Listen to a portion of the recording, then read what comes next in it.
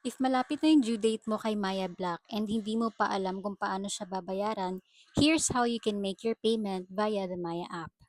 So first is puntahan mo muna yung Maya Black account mo, tapos i-click mo tong Pay Now. Pagka-click mo niyan, may kita mo lahat ng details ng bill mo, yung balance mo, kung magkano yung minimum, tsaka yung due date mo. Tapos yung sa taas, kung makikita nyo, modifiable yan. So pwede mong palitan, ilagay mo kung magkano yung gusto mong bayaran for that billing.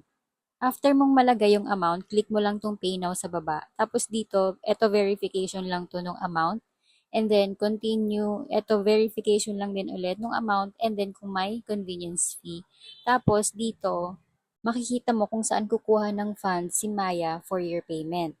Just make sure guys na may laman either yung Maya wallet nyo or yung savings account nyo so Maya can process your payment.